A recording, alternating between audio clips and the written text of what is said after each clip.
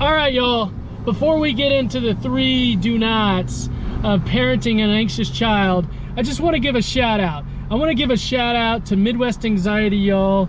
We are just creating something, the brand and the Midwest Anxiety brand, we are just creating something awesome, right? Okay, the culture at just Midwest Anxiety is fantastic. The clients are fantastic. The programming's fantastic. I know this sounds weird. It sounds weird. It's like I'm hyping my own business here, y'all.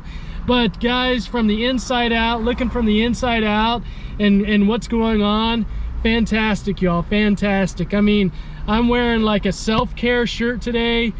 Shout out Mac Miller, RIP. I'm wearing a swimsuit, okay?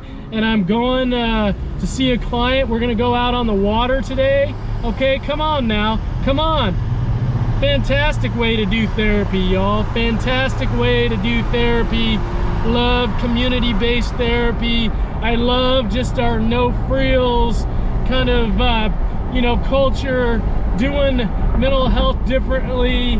Our life, you know, mental health is a lifestyle, not a diagnosis, y'all, not a diagnosis.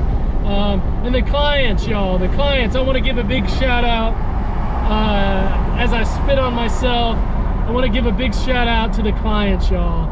I appreciate you guys just believing in Midwest Anxiety, just understanding as a therapist walks up to your door in a swimsuit and a t-shirt, right, and a hat, that it's not about all that. It's not about all that. It's the connection, it's our relationship, it's the energy that we put into it, it's all the CBT work you're doing, it's all the hard work you're doing, it's all that stuff, y'all. It's all that stuff. I just appreciate you guys. I appreciate it. I'm really excited about Midwest Anxiety's future. I know I say that all the time, but we're just building something fantastic, y'all. We're building something fantastic, something different, totally different than what's out there. You can't buy it off of a Target shelf. You can't buy it off of a therapy shelf. We are just creating something different that you can't see anywhere else, all right? We're building our thing. We're JBUing, y'all. We're JBUing, all right? All right, let's get into today's topic. Let's get into today's topic of the 3 do nots of parenting your anxious child. This struggle got purpose and we grow. So whatever road we have to take next, all I need to know is that we'll roll with the punches.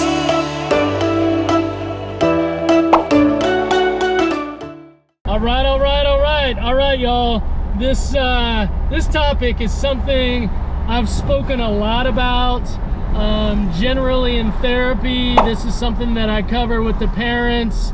I've done a class on it, anxious kids equals anxious parents, right? These 3 things, these 3 do nots, as a parent, these are the 3 things, absolute. If there's 3 things to put up on a bulletin board of do not do these things for your anxious child, do not do these 3 things for your anxious child. And if you can stay to that and not do these 3 things, you're winning. You're totally winning, y'all. So the first thing is, do not accommodate your child. Do not accommodate your child, okay? The second one is do not reassure your child. Do not reassure your child. And the third one is do not help your child avoid. Do not help your child avoid anxiety, all right? Your child is developing and learning how to deal with life, right? I always talk about when I'm talking with families, like, you know, I always ask how old the child is. Okay, let's say the child is 12, right? The child is 12. And okay, so at 18, the goal, right, the healthy goal is for the child to move out and be self-sufficient, go to school, college, work, you know, do those things, right? So basically, if the child's 12 and 18, you do the math, 18 minus 12 is 6. We got 6 years, okay? We got 6 years. Well, if the parent continues to do these things, right?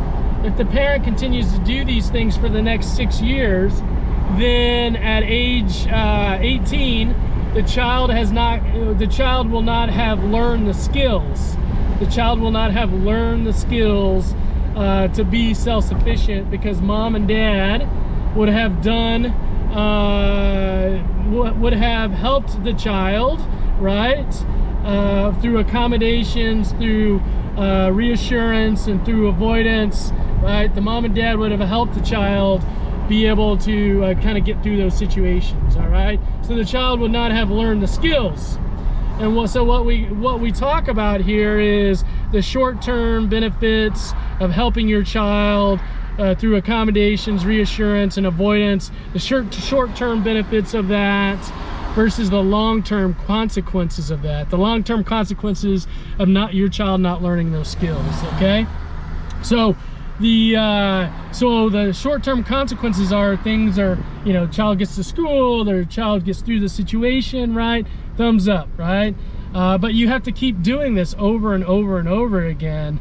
And what ends up happening as a parent, your child becomes dependent on you, and you as a parent, you have to keep doing these things over and over again, because that's the relationship you create, right?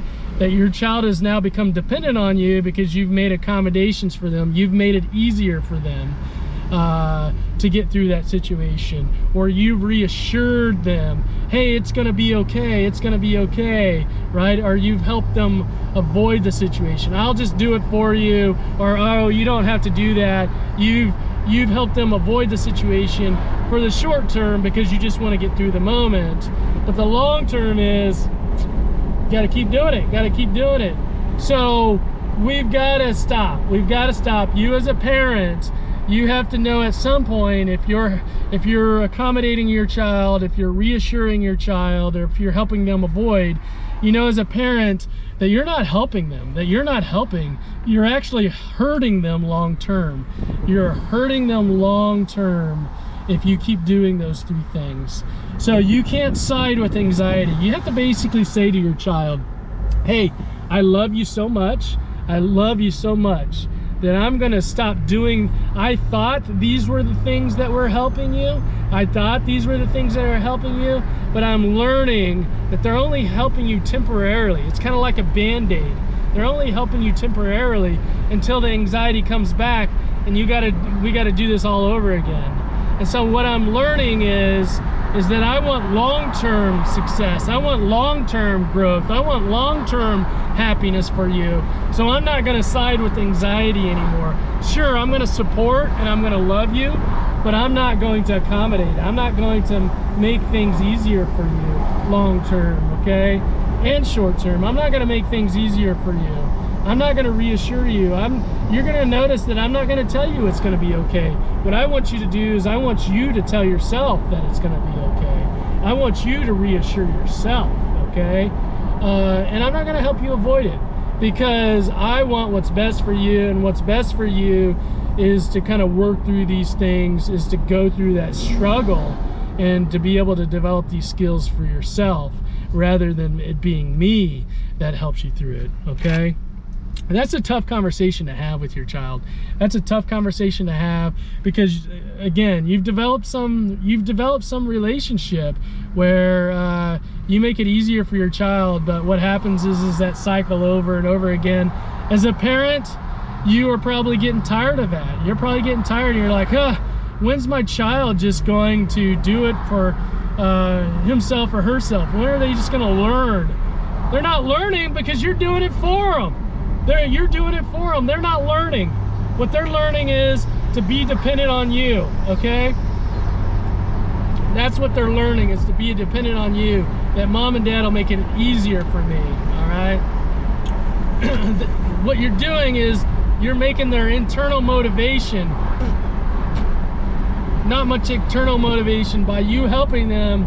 The external motivation is you're helping them by externally motivating them, by helping them. What we want is their internal motivation to go up. I want to do it for me. I want to do it for me because I want to be happy. I want to be healthy. I don't want to feel anxious all the time, right? That's what we want your child to say. And if you're doing it for them, if you're accommodating them, if you're reassuring them, or if you're helping them avoid, well, they're not doing it themselves and they're not getting that internal motivation, all right? Easier said than done. I know you gotta gradually are gonna have to do this, gradually have to do it. Okay, I'm not telling you tonight to stop accommodating them. I'm not telling you tonight to stop reassuring them. I'm not telling you tonight to stop helping them avoid the situations. What I'm saying is, gradually over time, the two of you have to understand that you're gonna do less, that you're gonna do less for your child. You're gonna expect them to do those things that you want, even though they're feeling anxious. Even though they're feeling anxious, you're gonna still expect them to do it. They're gonna have to learn the skills. Your child is gonna have to learn the skills, all right? Your child's gonna have to learn the skills to work through that anxiety, y'all. We're transferring the responsibility from you to your child. Why? Because remember what I said, if your child's only got 6 years, your child's got to learn these skills in the next 6 years to be self-sufficient, right? If your child's 12 now, 6 years, we want your child to be healthy and self-sufficient and comfortable and confident going off, leaving home. And the only way to do that is for you to do less for your child and for your child to do more. Stop accommodating, making it easier for them. Stop reassuring them. It's gonna be okay. You'll be able to get through it. You know, you're fine, you're fine. Stop doing that, right? And stop avoiding. Stop avoiding. All right, y'all? I know this is tough. I know this is tough. Last thing I will say is, some of this isn't about your child. Half of this is not about your child, right? Your child's gonna experience anxiety. The other half of this is when your child experiences the anxiety, what do you do as a parent? What are you doing as a parent? How are you feeling inside? How are you feeling inside? And instead of accommodating, reassuring, and avoiding that anxiety for your child, instead of doing that to help you feel better and to help your child feel better, what you have to do now is you have to take care of your own anxiety. When your child is feeling anxious, when your child is struggling, okay, now how are you going to deal with your own anxiety? How are you going to deal with your own frustration? How are you going to deal with your own irritation? All right, now you have to work through those feelings and those thoughts. It becomes less about your child and more about you. What are you doing? What are you doing? I always tell parents in classes, this class isn't for you to learn the skills and then teach your child. Nope, nope, nope. Your child's got to learn the skills. You have to learn the skills of how to parent. How to parent. These are parenting skills. These are not skills for your child. All right, y'all? I know, I get it. You love your child. You love your child. You want them to be comfortable. It's convenient at times, but y'all, long term, no bueno, no good, no good, no. On track, now we on way up. Double use as easy as a layup.